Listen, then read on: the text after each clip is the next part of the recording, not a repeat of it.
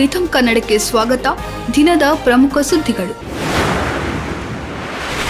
ಕಳೆದ 10 ವರ್ಷಗಳಲ್ಲಿ ಭಯೋತ್ಪಾದನೆ, ಎಡಪಂಥೀಯ ಉಗ್ರವಾದ, ಬಂಡಾಯ ಮತ್ತು ಮಾದಕ ದ್ರವ್ಯಗಳ ವಿರುದ್ಧ ಗಮನಾರ್ಹ ಯಶಸ್ಸನ್ನು ಸಾಧಿಸಲಾಗಿದೆ ಎಂದು ಕೇಂದ್ರ ಗೃಹ ಸಚಿವ ಅಮಿತ್ ಶಾ ಹೇಳಿದ್ದಾರೆ.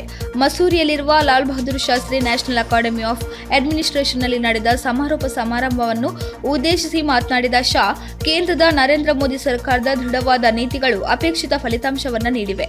ಮಾರ್ಚ್ 31, 2026 ಒಳಗೆ ಎಡಪಂಥೀಯ ಉಗ್ರವಾದವನ್ನು ಸಂಪೂರ್ಣವಾಗಿ ನಿರ್ಮೂಲನೆ ಮಾಡುವ ಗುರಿ ಹೊಂದಲಾಗಿದೆ ಎಂದು ಪ್ರತಿಪಾದಿಸಿದ್ದಾರೆ. ರೈಲ್ವೆ ಸಚಿವ ಅಶ್ವಿನ್ ವೈಷ್ಣವ್ ಶುಕ್ರವಾರ ತಮಿಳುನಾಡಿನ ರಾಮೇಶ್ವರಂನಲ್ಲಿರುವ ಹೊಸ ಪಂಬನ್ ಸೇತುವೆಯ ಚಿತ್ರಗಳು ಮತ್ತು ತುಣುಕುಗಳ ಸರಣಿಯನ್ನು ಎಕ್ಸ್ನಲ್ಲಿ ಹಂಚಿಕೊಂಡಿದ್ದಾರೆ. ಈ ಸೇತುವೆಯು ಭಾರತದ ಮೊದಲ ಲಂಬ ಲಿಫ್ಟ್ ರೈಲ್ವೆ ಸಮುದ್ರ ಸೇತುವೆಯಾಗಿದ್ದು, ಅಸ್ತಿತ್ವದಲ್ಲಿರುವ 105 ವರ್ಷಗಳ ಹಳೆಯ ಸೇತುವೆಯನ್ನು ಬದಲಾಯಿಸಲಿದೆ. ಎಕ್ಸ್ ಪೋಸ್ಟ್ನಲ್ಲಿ ವೈಷ್ಣವ್ ಅವರು ಯೋಜನೆಯ ವಿವಿಧ ಅಂಶಗಳನ್ನು ಹೈಲೈಟ್ ಮಾಡಿದ್ದಾರೆ. ಹೊಸ ಪಂಬನ್ ಸೇತುವೆಯನ್ನು ಆಧುನಿಕ ಎಂಜಿನಿಯರಿಂಗ್ ಅದ್ಭುತ ಎಂದು ವಿವರಿಸಿರುವ ಅವರು, ಯೋಜನೆಯು ಗಮನಾರ್ಹವಾದ ನವೀಕರಣವಾಗಿದೆ, ವೇಗ, ಸುರಕ್ಷತೆ ಮತ್ತು ನಾವೀನ್ಯತೆಗಾಗಿ ವಿನ್ಯಾಸಗೊಳಿಸಲಾಗಿದೆ ಎಂದು ಹೇಳಿದರು. 23 ರಾಜ್ಯಗಳಾದ್ಯಂತ 40 ಯೋಜನೆಗಳ ಅಭಿವೃದ್ಧಿಗೆ 3,295.76 ಕೋಟಿ ರೂಪಾಯಿ ಹೂಡಿಕೆ ಮಾಡುವ ಪ್ರಸ್ತಾವನೆಗೆ ಕೇಂದ್ರ ಶುಕ್ರವಾರ ಅನುಮೋದನೆ ನೀಡಿದೆ. ಈ ಉಪಕ್ರಮವು ಪ್ರವಾಸೋದ್ಯಮ ಮೂಲಸೌಕರ್ಯವನ್ನು ಹೆಚ್ಚಿಸಲು ಮತ್ತು ಪ್ರಮುಖ ಪ್ರವಾಸಿ ಕೇಂದ್ರಗಳನ್ನು ಜಾಗತಿಕ ಗುಣಮಟ್ಟಕ್ಕೆ ನವೀಕರಿಸುವ ಗುರಿಯನ್ನು ಹೊಂದಿದೆ. ಪ್ರವಾಸೋದ್ಯಮವು ಅನೇಕರ ಜೀವನಕ್ಕೆ ಸಮೃದ್ಧಿಯನ್ನು ತರುವ ಸಾಮರ್ಥ್ಯವನ್ನು ಹೊಂದಿದೆ.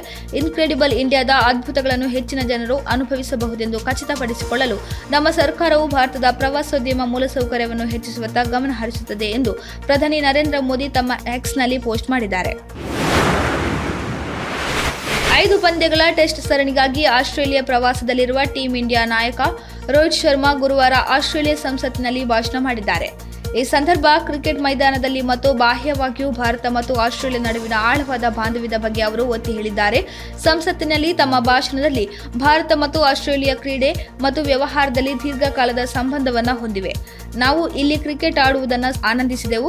ಅಭಿಮಾನಿಗಳು ಮತ್ತು ಆಟಗಾರರ ಉತ್ಸಾಹದಿಂದ ಆಸ್ಟ್ರೇಲಿಯಾ ನಮಗೆ ಸವಾಲಿನ ತಂಡವಾಗಿದೆ. ವಿಶ್ವದ ಅತ್ಯುತ್ತಮ ತಂಡದ ವಿರುದ್ಧ ಆಡುವುದು ನಮಗೆ ಸಂತೋಷದ ವಿಚಾರ.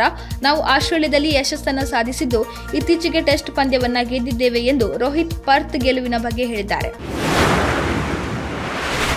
ತಮಿಳು ಮತ್ತು ಬಹುಭಾಷಾ ನಟ ಅಜಿತ್ ಕುಮಾರ್ ಅವರು ಬರೀ ಸಿನಿಮಾ ಮಾತ್ರವಲ್ಲದೆ ಹಲವು ಹವ್ಯಾಸಗಳನ್ನು ಬೆಳೆಸಿಕೊಂಡಿದ್ದಾರೆ. ಬೈಕ್ ರೈಡಿಂಗ್, ಟ್ರೆಕ್ಕಿಂಗ್, ಕುಕಿಂಗ್ನಲ್ಲಿ ಆಸಕ್ತಿ ಹೊಂದಿರುವ ಇವರು ಸಿನಿಮಾದ ಜೊತೆಗೆ ಖಾಸಗಿ ಜೀವನವನ್ನು ತುಂಬಾ ಎಂಜಾಯ್ ಮಾಡುತ್ತಾರೆ.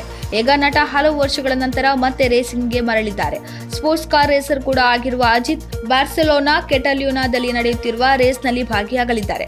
ಸದ್ಯ ಅವರು ರೇಸಿಂಗ್ ಟ್ರ್ಯಾಕ್ಗೆ ಕಂಬ್ಯಾಕ್ ಮಾಡೋಕೆ ರೆಡಿಯಾಗಿದ್ದು, ಅಭಿಮಾನಿಗಳು ಖುಷಿಯಾಗಿದ್ದಾರೆ. ಇದಾಗಿತ್ತು ಈ ಹೊತ್ತಿನ ಪ್ರಮುಖ ಸುದ್ದಿಗಳು. ಇನ್ನಷ್ಟು ಹೆಚ್ಚಿನ ವಿಚಾರಗಳಿಗಾಗಿ ವೀಕ್ಷಿಸಿ ರಿಥಮ್ ಕನ್ನಡ.